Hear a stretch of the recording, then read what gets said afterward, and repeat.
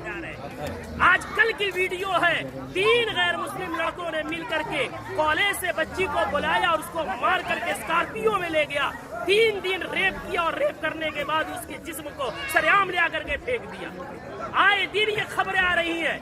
मैं पूछना चाहता हूँ, इसके पीछे के जिम्मेदार मुआशरे के हमारे और आप जैसे बेगैरत लोग नहीं है जो शादियों में, नाच गानों में, पैसों में आग लगा रहे और आग लगा करके शादियों को इतना मुश्किल बना दिया कि वक्त में शादियां नहीं हो रही है, जिसकी वजह से हमारी बेटियां, जज्बात उनमें भी है, जज्बात की रो में बह करके एजुकेशन वाली बच्चियां गैरों के गोद में खेल नहीं रही है, बल्कि टिश्यू पेपर बना करके उन्हें इस्तेमाल करके गली कूचों में फेंक नहीं दिया जा रहा है, बल्कि उनके चेहरे उड़ाए जा रहे हैं। इतने अदब व एहतराम के साथ बार बार इसरार करने के बाद झुक करके, बाप कह करके, भाई कह करके, ईमान का हवाला देकर, इस्लाम का हवाला देकर, पूरी सोसाइटी के अदब पैमान का हवाला देकर के कहा गया, लेकिन फिर क्यों नहीं माने?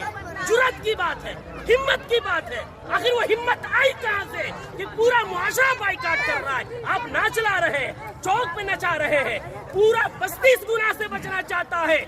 खुदा का खौफ खाए हम लोग, कल क़यामत में क्या मुंह दिखाएंगे? पूरे गांव में नचाते हुए लेकर आते हैं, मस्जिद के सामने से लेकर आते हैं, पूरे गांव में। ये क्या है?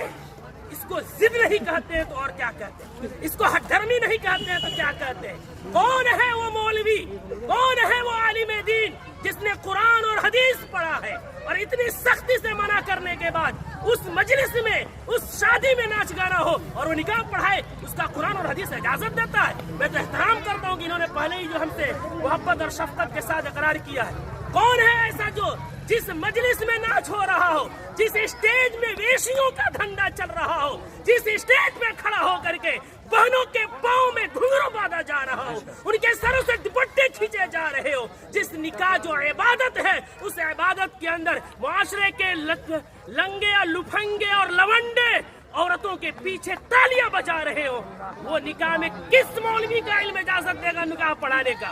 कौन सी कुरान इजाजत देगी? कौन सी हदीस इजाजत देगी? यहाँ सब कलिमा पढ़ने वाले हैं। हम मरेंगे, रब के सामने हाजिर होंगे।